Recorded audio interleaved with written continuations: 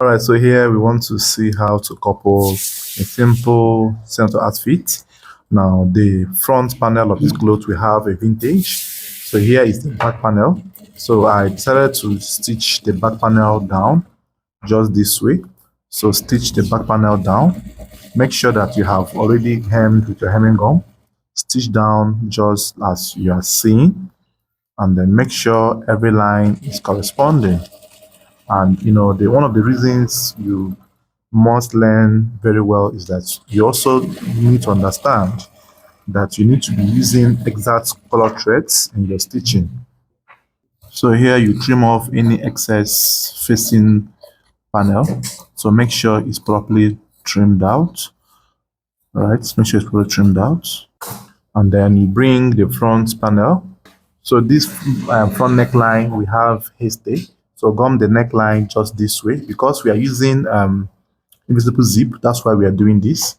So make sure it's properly gummed. Then hold the shoulder this way, hold the back panel, and then fling it over the other way around. You turn it over the other way around, and then you stitch together. So this is also another method you can use to achieve this sewing. So here you stitch all through that way, stitch all through this way. Make sure you are using 3/4 of an inch, or maximum minimum you can use is half an inch, but I better that you use 3/4 so that it goes all through this way.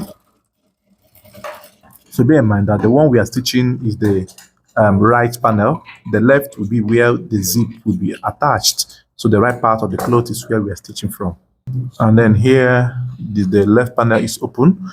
So you're going to make a loose stitch.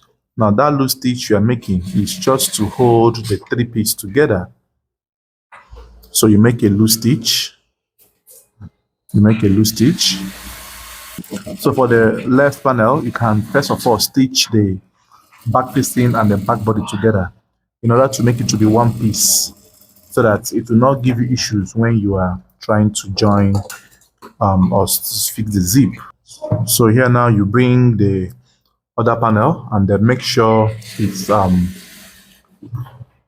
you join with a loose stitch. You join with a loose stitch, 3/4 of an inch. Join all through that way. Join all through this way. Now this will be loose letter where I fixing your zip. So just stitch all through this way. So after this is what you are going to see. So we are going to iron out the shoulder line and continue. You are trying to iron out the shoulder line from the inside. So make sure you iron from the inside. The use of ironing board is very essential. This is called ironing board. It helps to give effective ironing. So use it and iron the shoulder region, both shoulder points. Iron out the shoulder with your steam iron. So when you have ironed all through this way, now you are going to open press the zip allowance. Open press your zip allowance. So the reason for the compressing is to make it to be relaxed, an easier way to fix your shoulder zip. Open press the zip allowance all through this way. So once you have open pressed all through that way, now this is what you will have. Open press both the front and the back. Open press all through this way. So this is what you have. And then you place the shoulder panel this way, and then you arrange your fabric. Now you're going to iron out to make sure that there is no squeeze or rumple or whatsoever. Then you are balanced properly. So you adjust all of this. So this shoulder region must be 2.5 inch or 2.25 or 2.75, depending on what you use in raising. So once you have gotten to this stage, this is what you'll be seeing. Look at how beautiful this fabric is. So this is a vintage fabric. I used to combine the light pipe ash. So you carefully iron out all of this. Then you will now do the neck trimming and shoulder trimming, which I also show you how to go about it. Here, after the ironing, so we want to start the neck trimming. So you have to shoulder trimming first. So you have to fold the fabric into two this way, just as you can see.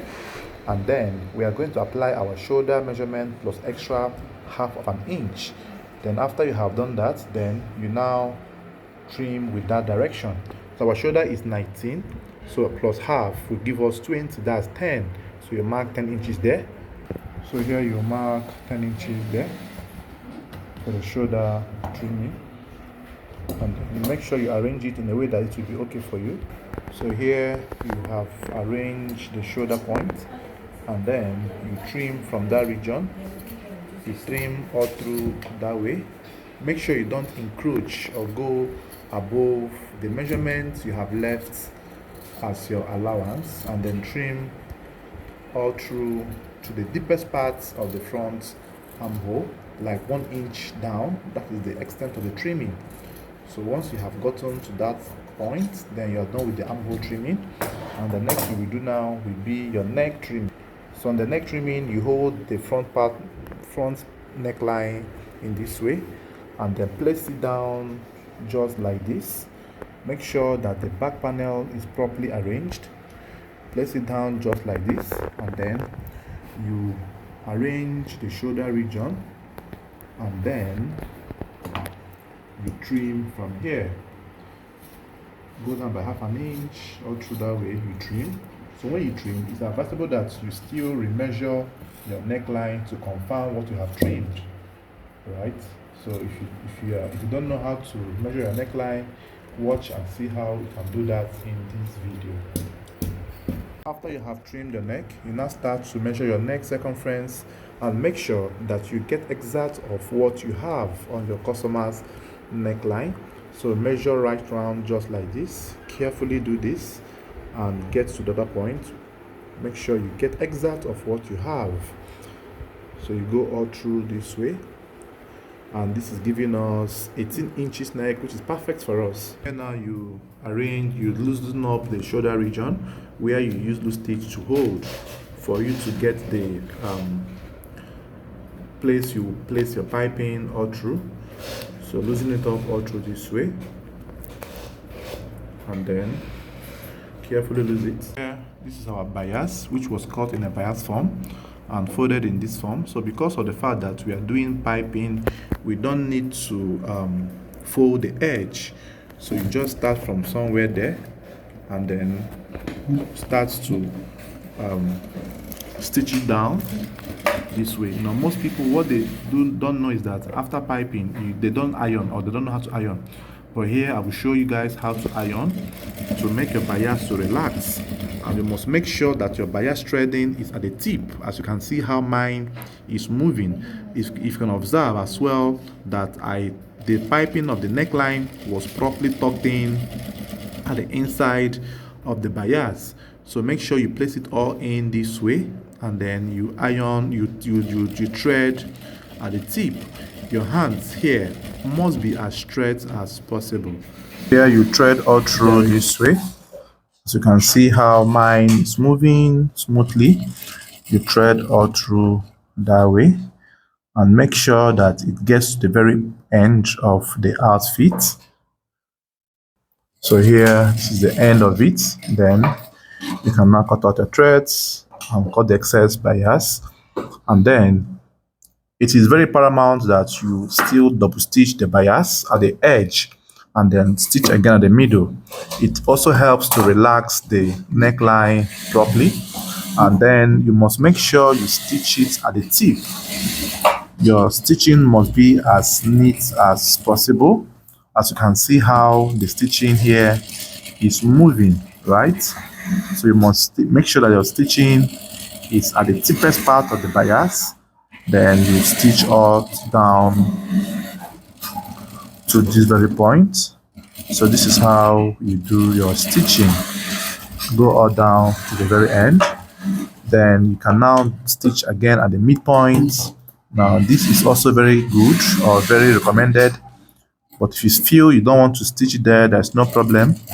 But I prefer to stitch 3 times on the neckline. It also adds beauty to the outfit I am making. So stitch all through to the very end. Stitch all of these to the very end. So this is how it is. So now we are going to see how to fix the invisible zip and then proceed with the next sewing process. Here you are going to fold back this edge where you made the loose stitch initially. Here we are trying to fix our invisible zip. The first thing you will do is to make sure you arrange it in the sum and make a mark where you are starting from. Arrange this way, place this way, make sure it's perfect. And then if you observe, I have changed my machine footer to invisible footer. So this is what you must use if you want to achieve a neat and perfect invisible zip fixing. So here you make a temporary stitch. Now that stitch you're making is to just help you place this zipper rightly on the track that you ironed. So this temporary stitch, this is how you make it. Make sure that as you're stitching it, you are also arranging the zipper teeth. Then cut your threads this way, and then you now make the final stitch by opening up the zipper mouth just this way, and you are going to run a thread right inside there. You see that? So this footer is very essential. It makes the work a whole lot easier. So for some of you whom are yet to get this footer for the machine, please kindly do get it. It will help your sewing ministry. So you first of all test what you have sewn initially before you stitch the second one, and then use a chalk and make a mark to know where the second thread, the second panel will also end, so that you don't need to, the zip will not jump, because if you don't make the marking, it will obviously jump and it will really be an issue for you. So you carefully make a mark to target exact point where the zipper should be. So once you have gotten that mark rightly done, you now bring the corresponding panel and then place it on that marked point. Open up the zip to the very end, place it at that marked point, and then you start to stitch. You start to stitch from that marked point. Still make the temporary stitch first, and then start to stitch all through that way. So here you stitch at this point. The first stitch you're making is the temporary stitch as well. As always, the temporary stitch. So you stitch first, and then make sure you also arrange the zip teeth to lap at the point where you ironed on the fabric. This will make your sewing to lap properly. Here you do your second threading. So you make sure you thread the second part of this around. So you thread all through that way, thread all through this way. So once you have sewn the second line, you are not going to cross-check what you have sewn. So you will now cross-check what you have sewn, cut off your threads just like this, and then let's cross-check the zip of what we have sewn so far. You zip all through carefully. You zip it all through to the very end. So look at the finishing, look at the rhyming. Everything is balanced, right? Look at it, it's properly aligning. So it's now time for you to end the zip properly by opening it up again and then fold it backwards, but you will cut like 1 inch excess. Then cut the same one as well, 1 inch excess, and then fold it backwards and top stitch. Right, so here we fold this backwards this way, and then we fold again in this form. So we are going to top stitch on it. The top stitching will help to hold it down and also serve as a stopper for the zip as well. Just top stitch all across that way and you are good to go. Make sure that the top stitching is catching the zipper itself so that it doesn't pull out later on. Do you get? So it must catch the zipper itself so it doesn't pull out later on. So here you now zip it back and see the finishing which you have achieved. So this is how it is. So I'll also show you guys I think how to iron this. The next thing, let's go and do that before we fix our sleeve. So here, let us fix the sleeve first before we go to iron the neckline. So make sure that you get the notch points together and then start from that center back where the folding came to the front and then start to fix your sleeve. It is advisable that you start from the part where you had your zipper first in order to secure the edge of that zip so that it doesn't pull out at ease, right? So stitch on the zipper area first before you fix the other sleeve, because they have a high tendency where your zipper tends to pull out when you want to unzip. As long as you have cut out the zip excess at the armhole area, don't unzip again. So first of all, do this before you proceed. So you cut your threads and then you stitch the other one as well. So make sure that everything is properly arranged. Hold it that way and then stitch all through. So do the same thing on the other sleeve, so which I will do, and then I will come back to show you the result before we go to the ironing of the sleeve and the neckline rather, and then weave the armhole and then lock the bodies of the outfit.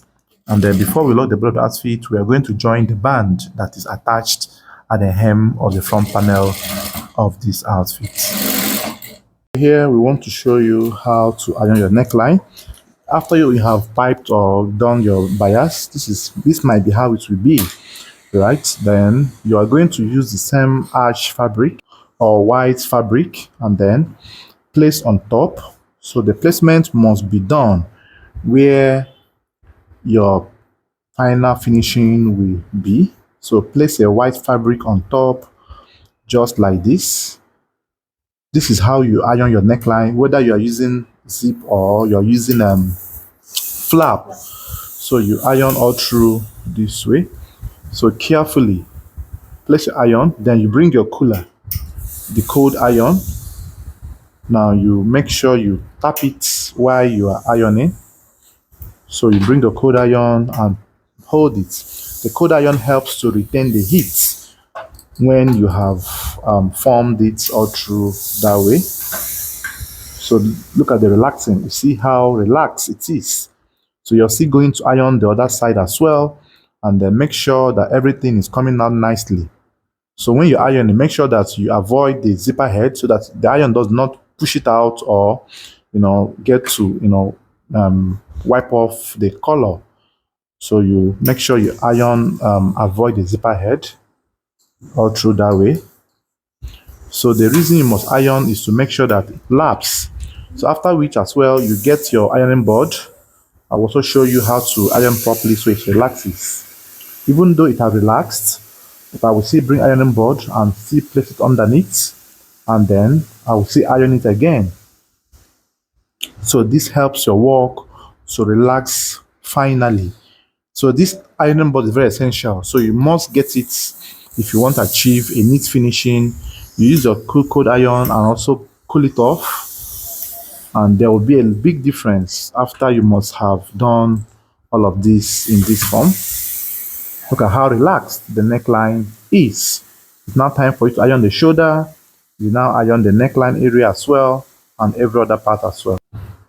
So you make sure you iron all through these areas. So this helps your work to be as neat as possible and as smooth as possible as well. Look at how relaxed it is. So do the other shoulder as well, and this is how you enjoy your outfits to come out nicely. So there is no much tricks again. Once you have these tools and know how to use them and your stitching is neat enough, you can achieve any neatness of your choice. It's a matter of focus and determination. As you can see how neat this neckline is. See how relaxed. The threadings, everything is corresponding. So the last thing you will do now is iron your armhole, weave your armhole, then join the band at the hem, and then do your measurement applications, and then you lock the outfit with your measurements. So I will show you the finishing as well at the end of the video. Well guys, so here we have finished our outfit. So this is what it looks like. You see how lovely this outfit is. So if you observe, the neckline piping is well relaxed. Now, because of the fact that this dummy is bigger than the outfit neck, that's why it did not lock, right? But then when the owner comes to test it, it will lock and relax properly. So this is how the finishing looks like. So I think this video must have given you an insight on how to achieve this type of outfit and the stitching process as well. The cutting remains the same, just the stitching that I tried to show you guys in this video. Thanks for watching, guys. See you on the next one. Bye bye for now.